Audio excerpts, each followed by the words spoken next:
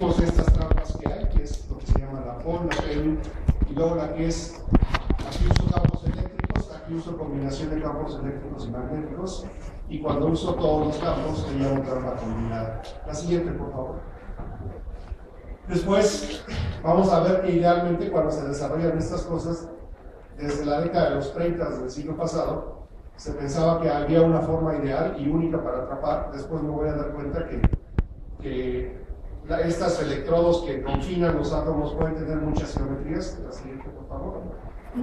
Tal vez si hay tiempo voy a hablar de eso, cómo afecta que cambie yo la geometría ideal para atrapar. La siguiente. Y bueno, ya algunos ejemplos de experimentos y la manipulación. La siguiente. Entonces, empecemos con el asunto de presión de radiación. Presión de radiación quiere decir que si yo me salgo al patio y me da el sol me está acelerando no nada más a mí, sino a cada uno de ustedes. Claro, mi masa es bastante, pues casi no me mueve, lo mismo que a ustedes. Pero, imagínense, o sea, realmente de dónde surge este término. Si yo pienso en la presión como, perdón, por aquí estuvo mal. Al final de cuentas, lo que tengo que tomar es el vector de Poynting, tengo que promediarlo en el tiempo y a final de cuentas esa presión de radiación me sale que promedio el vector de Poynting en el tiempo y esa cantidad dividida entre C, o sea la intensidad de la luz dividida entre C, me da esa presión de radiación. Acá simplemente es la definición de presión, ¿verdad? Entonces, como ven, tengo una intensidad de luz, pero dividida entre un número grandote, un número que es 300.000 metros por segundo. Evidentemente, este numerito, por supuesto, es muy chiquito. Entonces, en el día a día, no sentimos realmente que la luz tenga efectos mecánicos sobre cuerpos, o sea, que la luz acelere cuerpos. Aunque le ponga yo intensidades muy grandes, de hecho, en general, por ejemplo, en la actualidad hay unos láseres de intensidades brutalmente enormes, que si se lo dirigen a un cristiano, en lugar de acelerarlo, simplemente le hacen un agujero, ¿no? Entonces, o sea, digamos, tengo que buscar de otras maneras, no es tan simple. La siguiente, por favor. Curiosamente, cuando se desarrolló la idea de presión de radiación, una de las primeras aplicaciones que la gente pensó es, bueno, ese número es muy pequeñito, pero si estoy en un lugar donde no hay fricción, ¿qué tal si pongo un satélite en el espacio con velas y los apunto al sol y dejo que estas velas me empujen al objeto?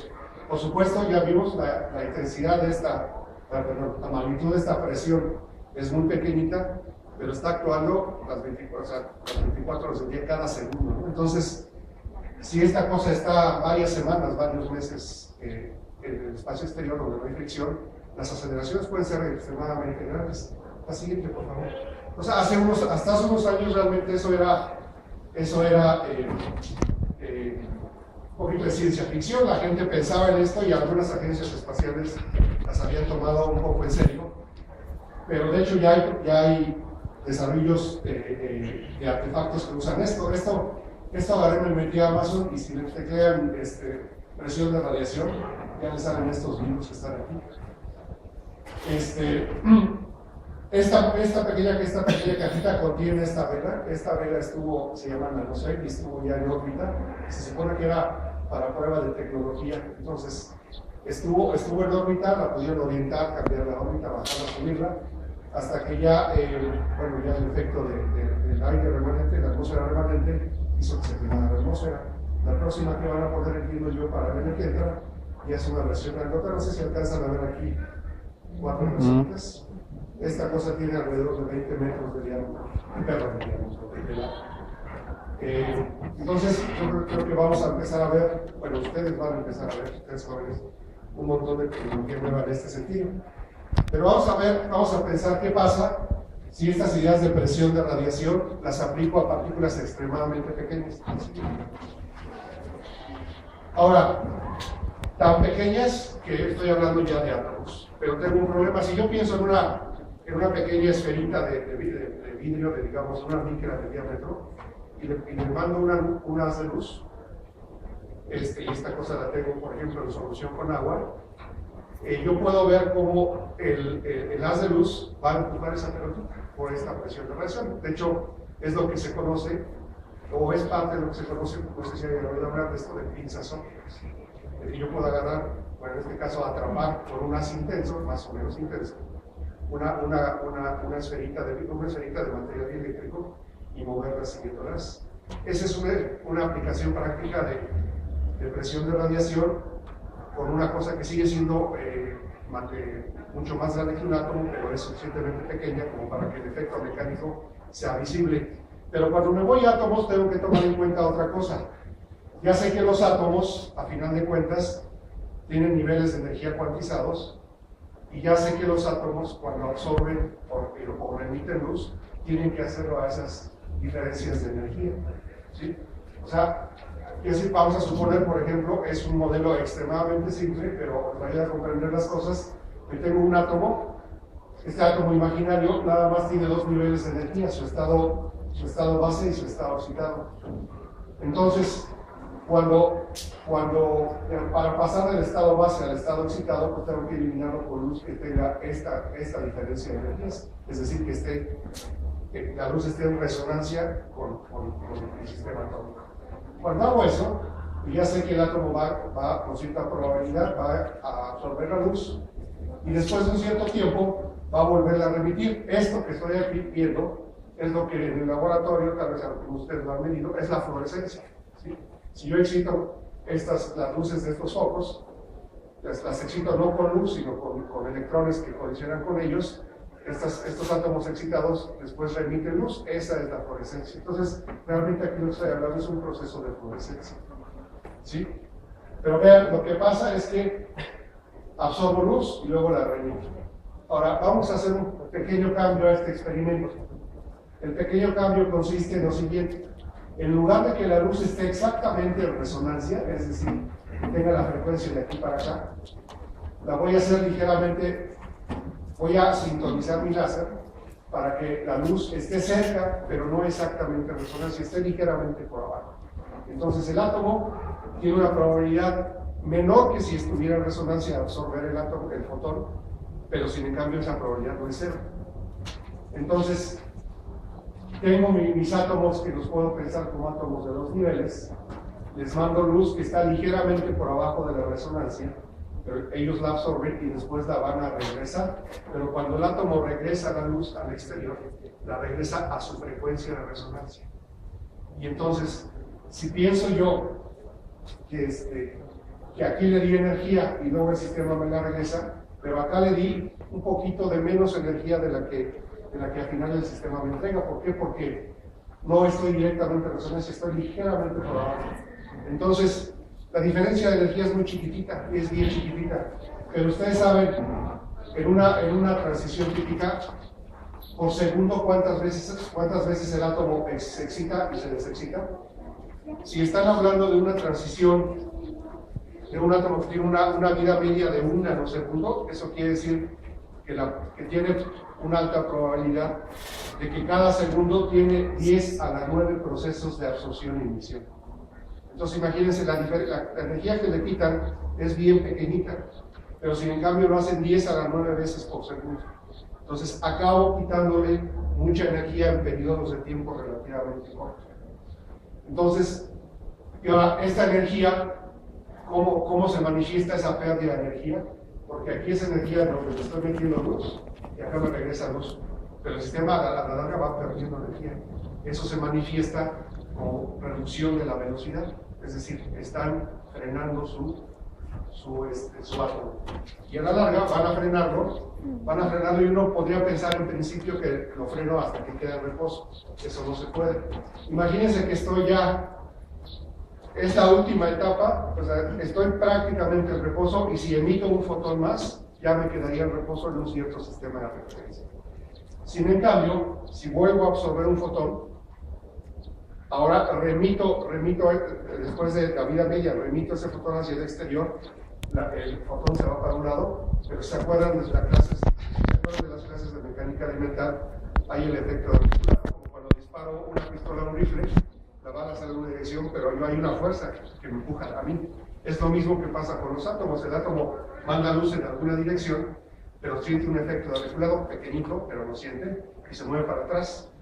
Ese efecto, o sea, el efecto de reculado en la fluorescencia es la mínima velocidad a la que puedo llegar, y cuando eso lo interpreto, lo comparo con las propiedades termodinámicas de un sistema, resulta que la mínima temperatura, el equivalente a la mínima temperatura a que puedo llegar, depende de la constante de Boltzmann, de la constante de Planck y esta gamma, que es el ancho de banda de la transición que estoy usando. Entonces ustedes usan una transición como la que dije hace rato, de 10 a la menos 9 segundos de vida media. Por acá van a llegar a temperaturas, el equivalente a temperaturas más o menos como de milikelvin. O sea, empieza con un átomo que está a temperatura ambiente, y por este proceso donde le mandan luz y el átomo absorbe y luego remite, absorbe y remite, pueden llegar a temperaturas de milikelvin equivalentes. ¿Cómo sé que eso es cierto? Lo mido con otro láser. Más adelante vamos a hablar un poquito más de esa parte de cómo sé que eso es cierto. Pero a final de cuentas, lo que tengo es, yo átomo voy caminando en una dirección, me encuentro un láser, empiezo a absorber y a remitir energía, y me voy quitando energía cinética. Entonces, por cierto, si en lugar de poner el láser por abajo de la transición, por abajo de la resonancia, lo pongo ligeramente por arriba, ocurre justamente el proceso inverso.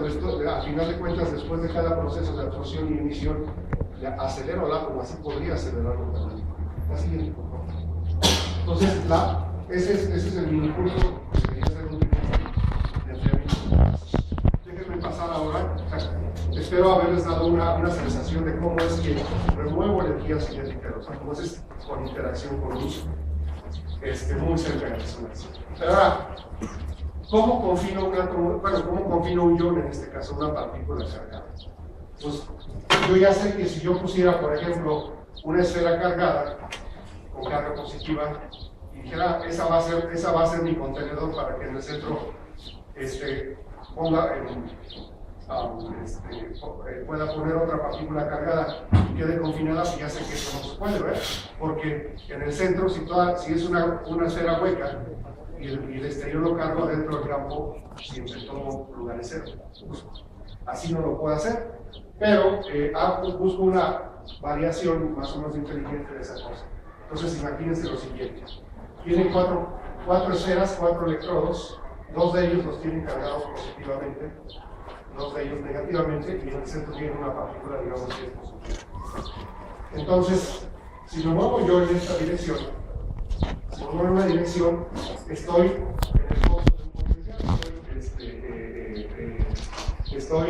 en el pozo de un potencial, en el pozo de un potencial. Si me muevo en la otra dirección, estoy en la punta de una silla de montaje. Entonces digo, ok, acá puedo tener confinamiento, pero acá no, acá si me muevo, obviamente mi partícula sale despedida, ¿verdad? No la puedo confinar con esto. El truco está en hacer lo siguiente: conecto estos dos a una fuente de corriente alterna y estos dos al otro lado, y entonces muy rápidamente cambio el potencial aquí, que sea de negativo pasa a positivo, y aquí de positivo a negativo. Entonces esta cosa, este pozo de potencial, bueno, aquí estoy en un pozo, aquí estoy en la cima de la silla. Este pozo empieza a moverse, la mitad del tiempo confina, la otra mitad no, pero lo hago suficientemente rápido para que en promedio la pelotita que está en el centro sienta un pocito de potencial. Y ahorita esto que digo de suficientemente rápido, vamos a poner una ecuación para ver qué tan rápido lo debo hacer. Lo primero que se hizo con esta cosa fue este sistema. Entonces tengo estos electrodos con corte parabólico, y lo que hago es confinar iones aquí en el centro, ¿sí? Ahorita vamos a ver por qué se llama filtro de masa. Está siguiente, por favor. Imagínense que uno de esos electrodos lo hago redondo, entonces me queda este anillo, y luego tengo estas tapitas. Si yo hago un corte, la geometría de estas cosas me queda una geometría hiperbólica. Si tengo esta geometría y además esta relación entre lo que llamamos Z0 y R0, ¿sí? Entonces, si yo pongo potenciales, diferencia de potencial aquí positiva y diferencia negativa, aquí positivo y acá negativo, el potencial que me queda dentro de esta estructura es ese que está ahí, ¿sí? Siempre y cuando esto tenga geometría hiperbólica. La siguiente, por favor. Entonces, ya sé, esto fíjense que obviamente es física clásica, ¿no? Hasta aquí no he puesto nada no se ha puesto nada de mecánica cuántica. Entonces, tengo el potencial eléctrico, el potencial, en este caso, pues, eléctrico, y ya sé cuál es la receta para sacar la fuerza que siente la partícula, le pongo la carga, y le saco el gradiente del potencial, y si eso hacen, y hacen un cambio de variable, bueno, el potencial externo que le ponen es un potencial constante, y luego esta es la velocidad con la que cambio yo el potencial de positivo a negativo de los electrones. Entonces, si hacen ese gradiente, llegan con un cambio de variable a esta ecuación diferencial. Esta ecuación es bien conocida, se llama ecuación de Mafield. Entonces, si resuelven esta ecuación diferencial, eso les va a dar la posición de la partícula en función del tiempo y de los parámetros, la omega, que es la frecuencia que yo le estoy metiendo a los electrodos, y la A y la Q, que la vamos a ver cuáles son en la siguiente, por favor. La A y la Q son estas que están acá, dependen de la carga, de lo que estoy queriendo atrapar, de la masa, de lo que estoy queriendo atrapar, de la frecuencia de radiación, de la frecuencia de la señal que le estoy metiendo a la trampa y de los voltajes. Entonces, estas son A y Q.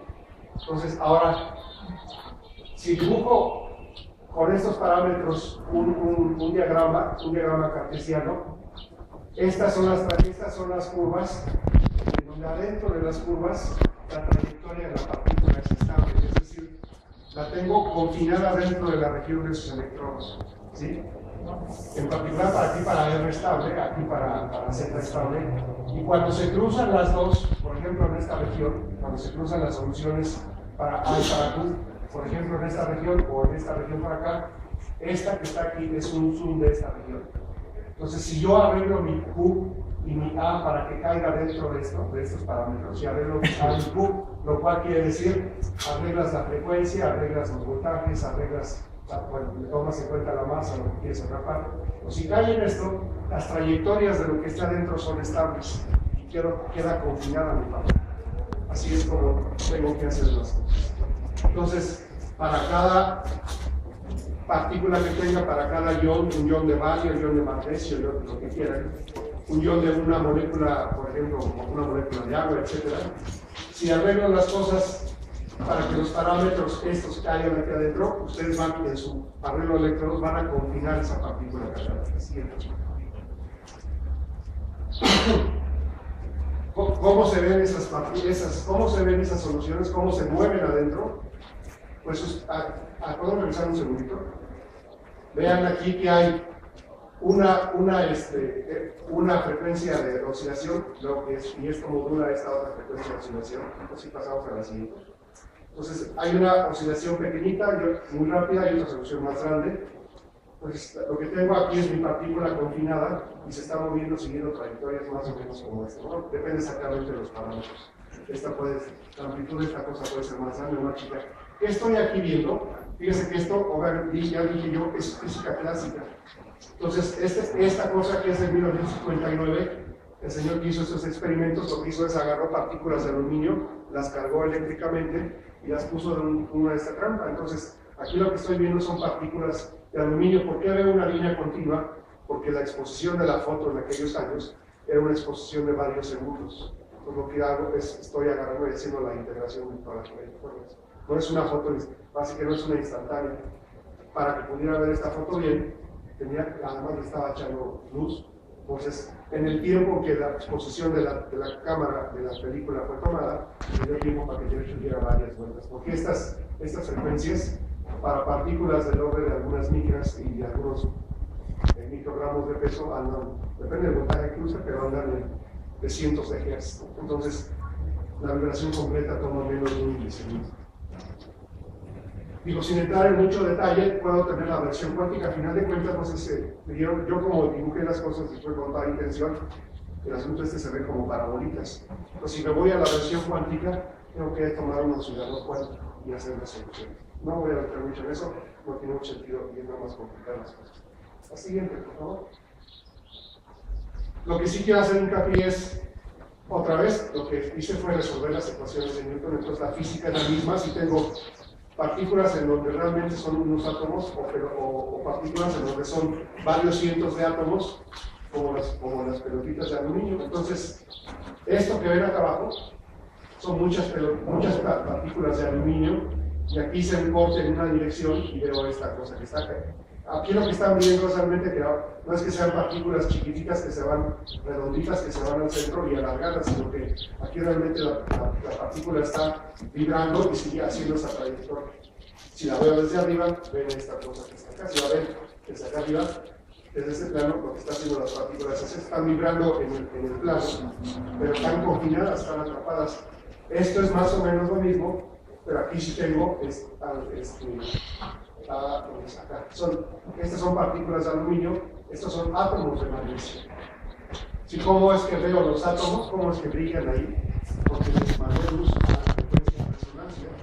Entonces, además de que le estoy quitando energía cinética porque ya les conté antes, tengo una cámara CCD con un sistema óptico bastante bueno que me permite ver la fluorescencia. Obviamente no estoy viendo los átomos, estoy viendo la fluorescencia de esos átomos. Y eso que están viendo acá. ¿Sí?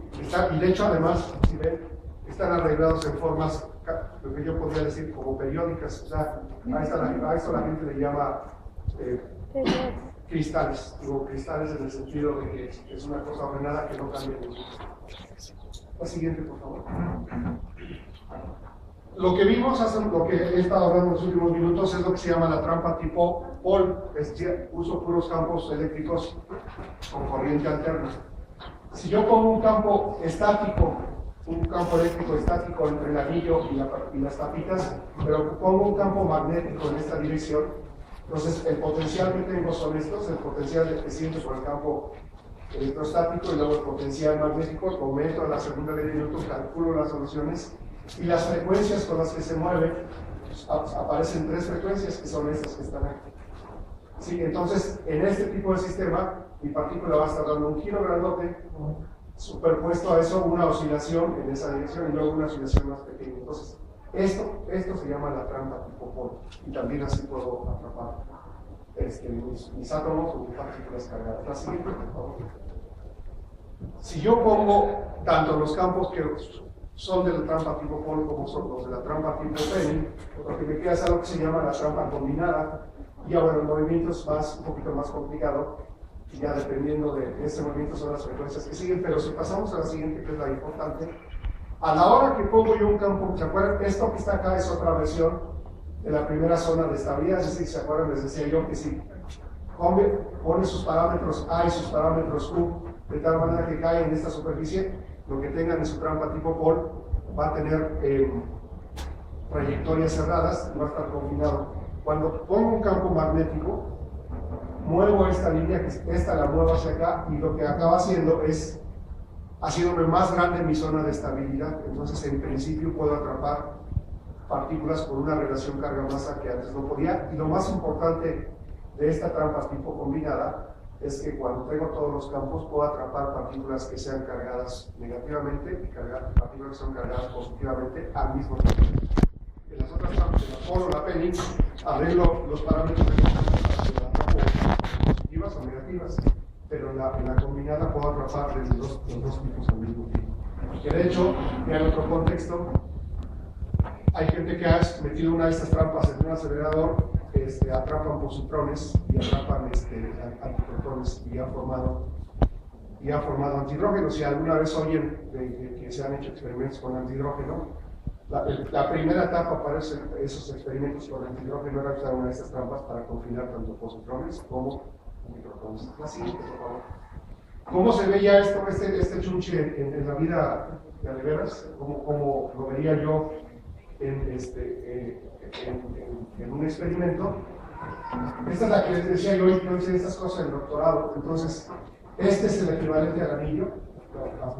Desafortunadamente está un poco oscura la foto, pero este es el anillo, lo que llamo el ring en las anteriores. Esta es una de las tapitas, ¿sí? Acá tengo conexiones eléctricas, etcétera, etcétera. El anillo le hago a varios agujeritos. Un agujerito está aquí y por ahí entra la luz del láser que uso para enfriar el átomo, para bajar su energía cinética, pero también uso la luz de la fluorescencia, la uso para saber cuántos átomos o en qué estado están. Y acá arriba hay otro agujerito, y esta cosa que está aquí rara es el contenedor de una lente. Entonces enfoco la luz que está saliendo de mis átomos, la conecto con un lente que está acá y luego la mando a un detector, a un tubo con esta cosa que aquí se ve como una espiral es un pequeño filamento, y adentro hay un pequeño tubito que tenía ya fuese magnesio o berilio, que tenía los experimentos. Entonces hago pasar una corriente por acá, la latita tiene un pequeño agujero y evaporo átomos, ya sea de magnesio o berilio. La tapita tiene un pequeño agujero que no se alcanza a ver, y este es otro filamento. Entonces pongo un voltaje entre el filamento y la tapa, y hago pasar una corriente, genero electrones. Los electrones entran a la trampa y los átomos que están evaporándose de este hornito son ionizados dentro de la trampa. Así es como creo los átomos para trabajar. Y bueno, ahí está ya la información de las transiciones que usaba, etc. Esto se hace, pongo todo esto en un contenedor de ultraalto vacío. Estas son las presiones típicas que encuentra la tecnología de alto vacío moderno, más o menos 10 a menos 10 milivatts. Entonces, lo que les conté yo hasta hace un ratito era la geometría ideal. Así saqué los potenciales. Tendría que ser, si hago cortes de los electrodos, tendría que ser hiperboloides. Y eso me da un potencial cuadrático, y entonces saco las ecuaciones de movimiento que ustedes vieron, que describí hace un momento. ¿Qué pasa? Ya en el laboratorio, si van al taller mecánico, si van a decir, oiga, quiero unos electrodos así, y la geometría tiene que ser hiperbólica. Y se van a reír ustedes. En general, si van a un taller, lo que van a decir, lo mejor que pueden hacer es una superficie circular. Entonces, del círculo hay hiperbólico, ya sé que hay cierta diferencia, y puedo calcular cuál es el efecto de esas imperfecciones, de no hacer el electrodo como debería. Pero ¿qué tal si me voy más lejos y hago geometrías bien diferentes? Esta es la ideal. ¿Y qué tal si hago una trampa que realmente sea un cubito? Entonces, si yo voy deformando la trampa, lo que pasa es que se va deformando la zona, la región de estabilidad, y cada vez se hace más pequeña, o salen chipotes o cosas de ese estilo. Pero puedo seguir atrapando. De hecho, tampoco puedo seguir atrapando. Que vean esta trampa. Son simplemente varias laminitas con agujeritos. Este agujero es de 120 micras, este agujero es 80, este otra vez es 120 micras. Estas son las tapas, el equivalente a las tapas, esto es el equivalente al anillo. Y aquí en el centro, de este punto, es donde la gente que construyó esta trampa atrapaba una. ¿Por qué? Digamos, de manera muy pedestre, porque sé que había un ion ahí, que tienen de hecho las imágenes, pero el pozo de potencial es tan pequeñito que si hay otro ion por ahí que quiera meterse en la trampa, la repulsión electrostática es tan grande que empuja al primero y lo saca.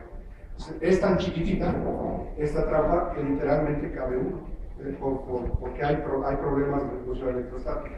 El precio que paga uno cuando hacen unas trampas de este estilo es que los voltajes que tiene uno que meter entre esta trampa, entre los electrodos de aquí para acá y de aquí para acá, son voltajes de casi 1 kilovolt. Entonces está uno muy cerca de operar en la región en donde, aunque esto esté en alto vacío, puedo muchas veces tener corte dieléctrico entre el vacío y que mis electrones estén haciendo corte, están mandando chispas de un lado para otro, pero se puede hacer así. Perdón, la distancia entre etapas, ¿cuánto es ahí? Aquí es el orden de 60 micras. ¿60? Micras. Sí, esta es una circular que yo diseñé. Bueno, pues, este sería la forma, este sería el equivalente a las tapas. Aquí no se ve muy bien, ahorita vamos a ver una foto, el anillo. Estos electrodos grandes que se ven acá son para aminorar las distorsiones del potencial. Y les digo, esto va en una recipiente de ultraalto vacío. La siguiente, por favor. Entonces, bueno, la siguiente es cuando voy a hablar. Esta ya es como la ven al final. Aquí están las conexiones eléctricas. Esta es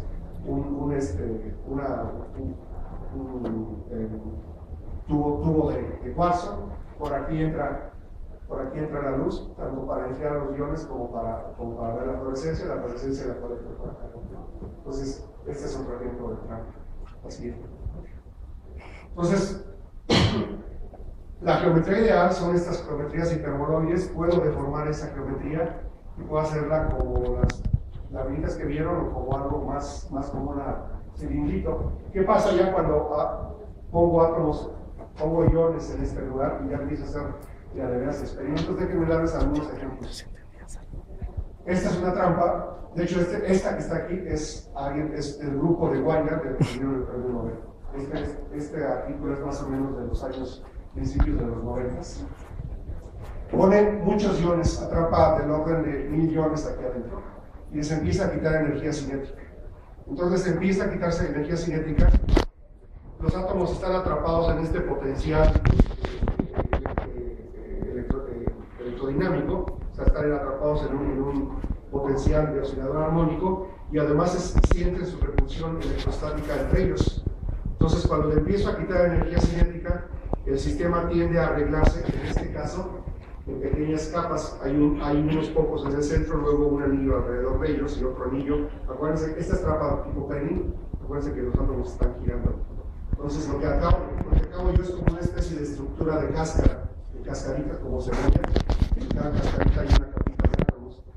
¿Y qué es esto? Aquí mandaban ellos láseres a resonancia con el átomo que estaba atrapando. Todo lo que ven es la fluorescencia. Entonces, esto es un corte. Los láseres van aquí y acá, y están tomando la imagen por acá arriba. Entonces, lo que veo es estos iones que están girando y esta estructura como de cáscara.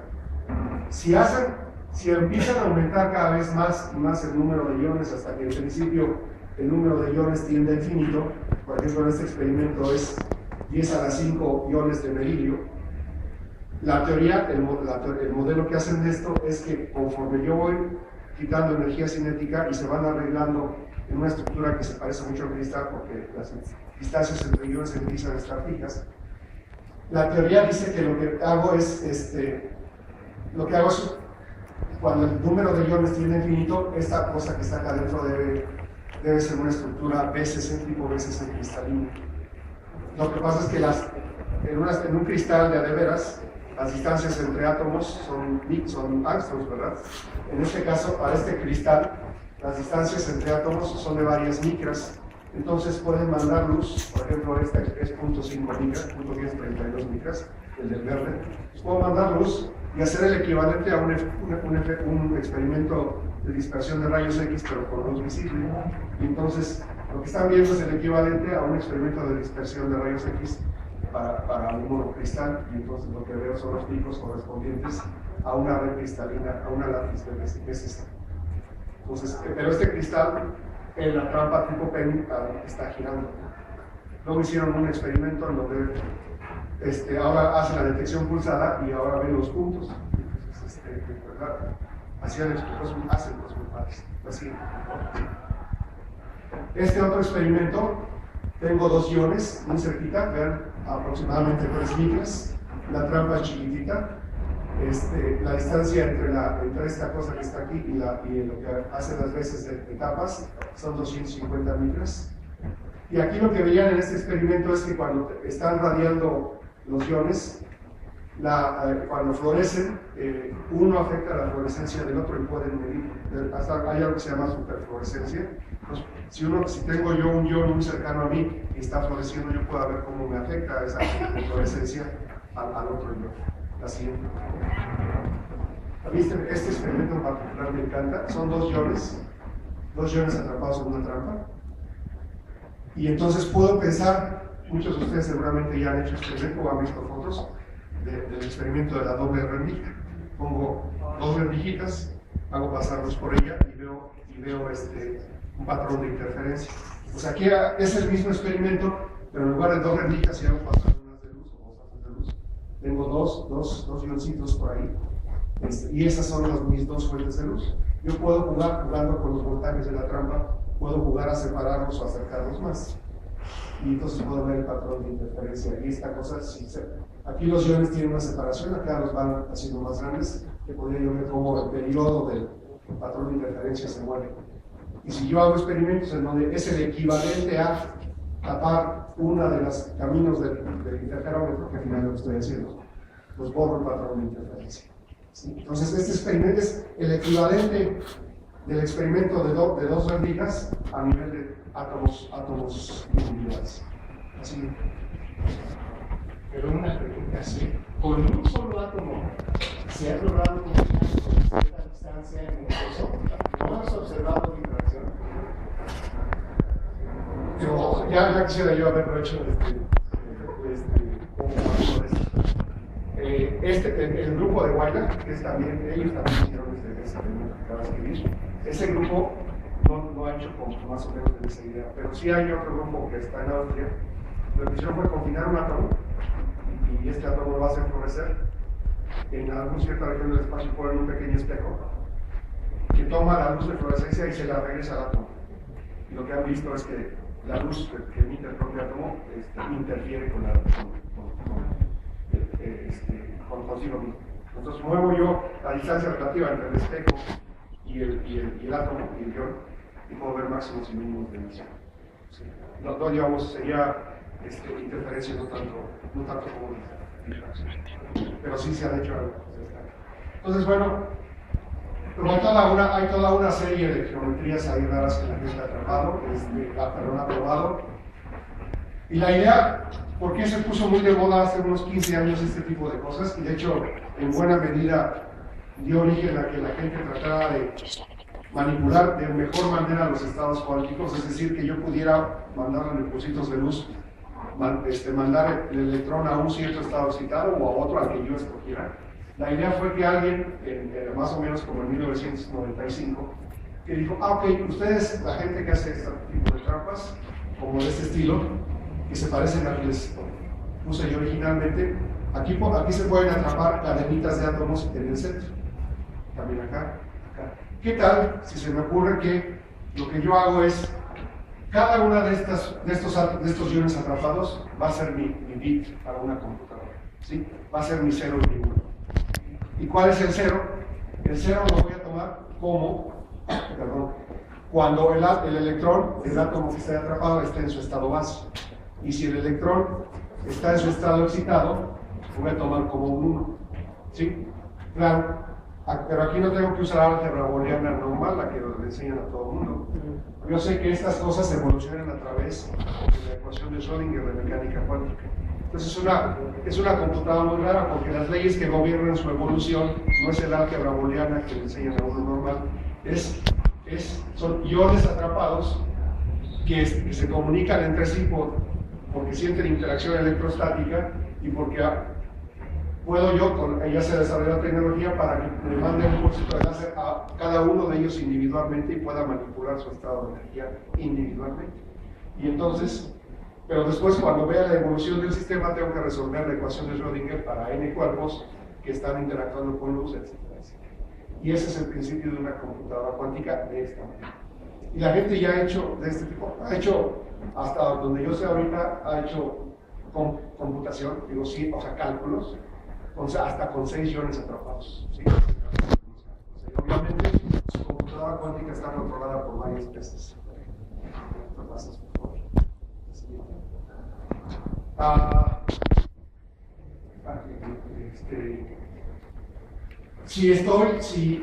Para llegar a esa parte de control donde estoy hablando de computación cuántica, sí tengo que modelar el sistema ya no con la ecuación de Newton y el potencial que vimos en la ecuación de Matthew, tengo que ya irme a una versión cuántica del sistema en donde tengo un potencial de confinamiento de los iones y este potencial tiene diversos estados excitados. Eso lo que se traduce en el ion es que tengo una frecuencia central de absorción y frecuencias laterales. Igual no debe ser. O sea, sí cambian las cosas de hacer experimentos en donde puedo modelar con mecánica clásica a modelar con mecánica cuántica. Hay un salto bastante grande que hay que dar y solamente 3 o 4 grupos que hacen este tipo de experimentos la han dado. No son muchos los que pueden desarrollar esta tecnología. La siguiente. La siguiente. Este es el grupo que les decía hace rato que hizo el experimento de agarrar un átomo y hacer que interfiere la luz que él mismo emite como fluorescencia. Ellos hicieron antes este experimentito. Otra, por favor, a mí me encanta ponerlo. Y la siguiente. La siguiente. Ahí. Entonces lo que tienen aquí, esta es su trampa, atrapan una cadenita lineal de átomos, tienen una cámara CCD y ven la fluorescencia, excitan por acá. Entonces lo que están viendo ahí no es una película, no es una simulación, perdón, es una película, o sea, le tomo una imagen, otra imagen y formo una película. Tengo estos iones atrapados, es como si tuvieran un sistemita de masas acopladas compresor. Entonces estos son iones y acá estoy excitando un modo de vibración de la cadena, uno de los modos, no todo. Y este es otro modo de vibración de la cadena, pero no es simulación, es una película de átomos haciendo eso. Ok, la siguiente. La simulación de la película, ¿cuántas imágenes? O sea, digamos, ahí la vibración, esta que está aquí, hasta donde yo me acuerdo, era de algo así como. La frecuencia era como de 50 Hz, más o menos. Entonces, esto representa el orden de varios milisegundos. Porque además, digamos, la frecuencia, hay varias maneras, la puedo controlar cambiando el voltaje de los electrodos, básicamente cambiando el voltaje de los electrodos, puedo cambiarlo, o poniendo más o menos pelotitas. Bueno, yo en este caso no así. Este es un experimento similar, pero para que vean qué tan sensitiva puede ser esta técnica, aquí tengo otra vez iones atrapados, son 3, ¿sí? Y luego acá se desapareció uno, acá también. No es que se desapareció un ion, es que acá en esta y en esta lo que tengo son se me fue el nombre, perdón, son cuando tengo un mismo átomo pero con diferente número de neutrones, son isótopos, un isótopo. Entonces, si se acuerdan, en la ecuación de Schrödinger, abajo va la masa. Entonces, las transiciones, las frecuencias de transición de una versión en particular dependen de la masa, del inverso de la masa. Pero obviamente, si yo voy de un átomo de calcio a uno de sus isótopos, esa diferencia en energía es chiquitita. Entonces tengo que tener láseres que tienen una ancho de banda de emisión muy chiquitito, pero si tengo esos láseres, puedo ver que el que está aquí, el que está acá y el que está acá, porque son isótopos y no están exactamente en la misma frecuencia de resonancia, no están acoplados con la luz, no estoy en resonancia con ellos, pero sin en cambio estos dos siguen sintiendo la atracción electrostática, por eso no se deshace el cristal, por eso este punto no está acá, ¿no? O se acerca más, porque aquí en medio hay otro ion que los está empujando hacia afuera. La siguiente, por favor. Pues ya casi acabamos. Bueno, les decía yo hace un rato de este asunto que la gente ha hablado de hacer computación cuántica. El experimento que les decía yo cuando se ven los iones moviéndose, oscilando, y el primer experimento que hizo Wagner, de hecho, de computación cuántica, fueron más o menos como en 1997, si mal no recuerdo. Entonces la gente ha tratado de perseguir esta idea, y entonces lo que ellos han hecho es tener su circuito electrónico, y lo que sería el centro de cálculo de esta computadora son los iones atrapados. Entonces, este es un zoom de esta región, que está acá. Esta ahora es muy planar, es su trampa, y lo que están viendo aquí son iones atrapados. Entonces, lo que tendría yo que hacer es agarrar y individualmente mandar impulsos de láser para controlar en dónde está el electrón, en qué estado está el electrón de cada uno de estos átomos. Luego leo esa información y la proceso con lo que está ahí alrededor. Esta es más o menos la misma idea. La trampa está aquí, la trampa está acá. Todo esto va al vacío y todo esto iría conectado a la electrónica. Otra vez, hay la gente ha desarrollado diferentes cosas, pero todo esto, todas estas cosas, a propósito, son del grupo de Wagner. Él fue el primero que atrapó y envió iones, y es el que ha llevado esta tecnología de computación cuántica. Es uno de los grupos que lo ha llevado muy alto. O sea, la siguiente, por favor. Nada más para poner una idea muy rápida de qué otro tipo de cosas puedo hacer, además de estas cosas raras de computación.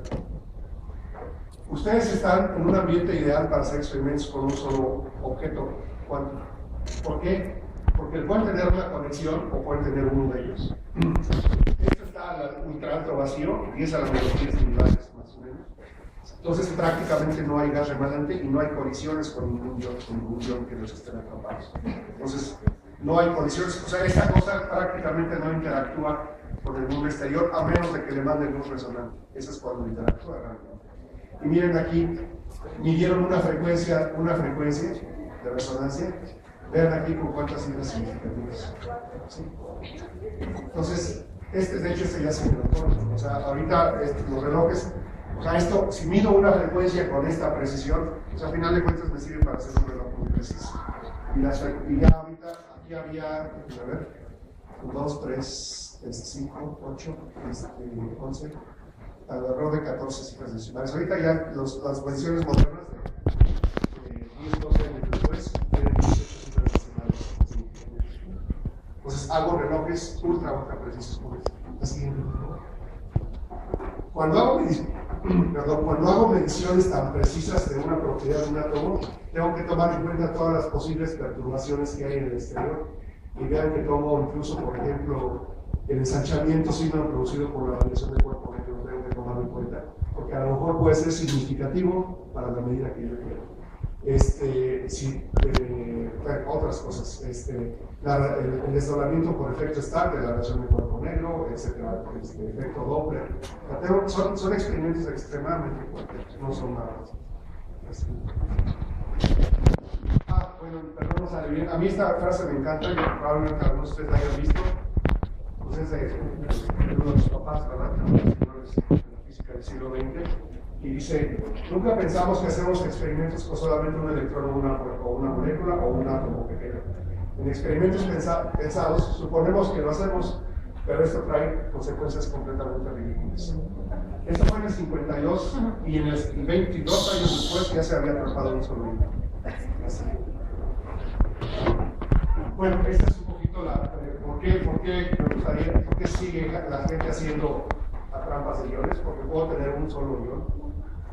Aquí no traje un ejemplo de un solo ion, pero si meten ahí en Google Single Ion Trap, van a ver un montón de artículos. Puedo tener el ion por horas o días. De hecho, por ejemplo, cuando yo hacía el doctorado, estábamos haciendo los experimentos. A mí me tocó la fortuna de hacerlo en Inglaterra, pero ya saben que los ingleses llegan a la hora de té y hay que ir al té. Entonces nos íbamos al té, regresábamos media hora después y el ion seguía ahí atrapado, o a la comida. Entonces, el récord es alguien tuvo un electrón confinado por varios meses. Y si voy a la literatura, las mediciones más precisas de tiempos, de comparaciones entre masas, eso es un tema que no hablé yo ahorita, pero a través de las frecuencias de oscilación puedo medir masas de manera muy precisa. Las mediciones más precisas de propiedades de átomos se han hecho en trampas de masa. Entonces ahí está otra vez el señor Weiland en su laboratorio, creo que eso ya no pasa, que él jamás se mete en el laboratorio. Están sus estudiantes y sus postdocs. Y bueno, les dejo esta frase que alguien que no era para nada. Entonces, la siguiente diría, nada más para concluir, hasta donde yo sigue habiendo muchísimos experimentos que se pueden hacer con esta tecnología. Probablemente ustedes han oído hablar de las trampas para átomos neutros y de condensación de Bose-Einstein, etcétera, etcétera. Adelantaron tal vez alguna pregunta. En estas trampas no se puede hacer condensación de Bose-Einstein, porque tengo el problema de que son partículas cargadas, entonces se repelen cuando se acercan, jamás alcanzan, aunque yo baje mucho la temperatura, jamás se alcanzan a acercar lo suficiente como para que las fuerzas muy débiles que generan un condensado entren en acción. Por otro lado, lo que no puedo hacer en trampas de átomos neutros sí lo puedo hacer aquí, que es que tener un solo nivel. Entonces, en México, hasta donde yo entiendo, hay tres grupos que hacen trampas de átomos neutros. En la UNAM, en el Centro de Estudios de Ciencias Nucleares, en la Universidad de San Luis Potosí, la Universidad Autónoma de San Luis Potosí, en el Instituto de Física, y en el Centro Nacional de Metrología, que tiene una trampa para fines de relojes atómicos. Trampas de iones en México no hay un solo único todavía. Entonces, estamos empezando a hacer los láseres que necesitamos, es todo un proceso que hay que construir su propio láser, y además esperando a que Conacid nos den dinero para comprar los chuchos que necesitamos. La siguiente va a ser, hay varios. Entonces, estamos empezando a hacer un diodito a 493 nanómetros, que es lo que se necesita para atrapar baño. Eso da, si a alguno de ustedes en algún futuro mediano plazo le interesa, esto da para una muy buena tesis de maestría. La trampa sería un test de doctorado, pero todavía no tenemos los muchos para hacerla. Pero bueno, la situación en México es esa, lamentablemente. Hasta la fecha no hay ningún grupo que esté haciendo, tenga una trampa de iones y esté trabajando en ellos. Hay, hasta como yo tengo entendido, 4 o 5 muchachos en el exterior haciendo su doctorado y trabajando en este tipo de cosas, pero todavía no hay una trampa de este tipo de cosas que no sea este tipo de experimentos. Y eso es todo, muchas gracias. Perdón.